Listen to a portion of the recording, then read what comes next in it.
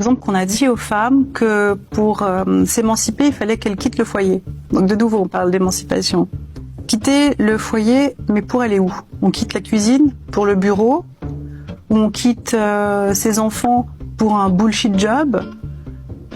Voilà, c'est pas cohérent en fait. Il n'y a pas de véritable émancipation. On est quand même prisonnière quelque part.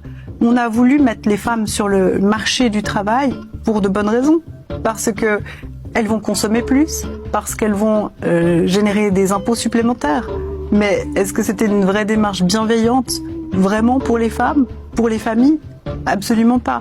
Alors là, je vois déjà un premier paradoxe. Après, cette émancipation de la femme sur tous les plans, y compris la sexualité, on va dire draguer comme des hommes, jouissez comme des hommes, avoir une consommation un peu Kleenex, jetable, vous pouvez avoir autant de partenaires que vous voulez. Est-ce que c'est vraiment les femmes qui voulaient ça? Est-ce que c'était souhaitable? Je ne crois pas non plus. Donc on manipule les femmes comme on l'a fait avec l'industrie du tabac. À une époque, on a utilisé justement des images de femmes qui se rebellent et qui fument. Mais, les torches de la liberté. Voilà.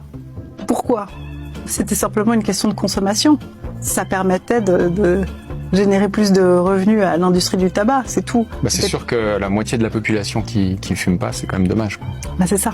Voilà. Et la moitié de la population qui ne travaille pas, c'est quand même dommage aussi.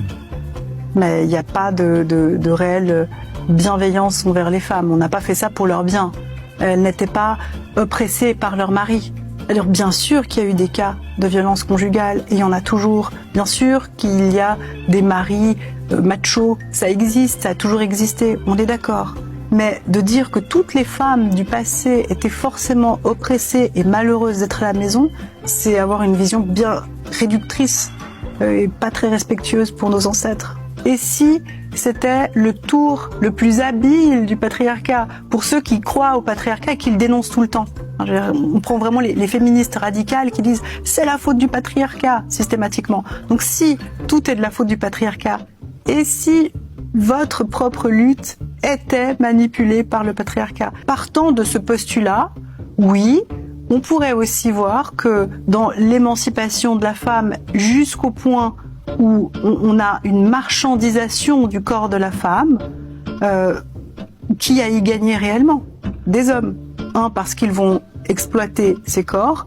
Si on prend par exemple le fondateur d'OnlyFans, il génère des revenus colossaux, il s'en met plein les poches, il utilise donc le corps des femmes pour s'enrichir. Et puis si on prend le marché de la prostitution, le client c'est l'homme. Donc c'est lui qui a tout à y gagner, que les femmes fassent leur empowerment en prenant justement le pouvoir sur leur corps et en ayant le droit d'utiliser leur corps comme une marchandise. Mais moi je vois absolument pas ça comme un progrès pour les femmes.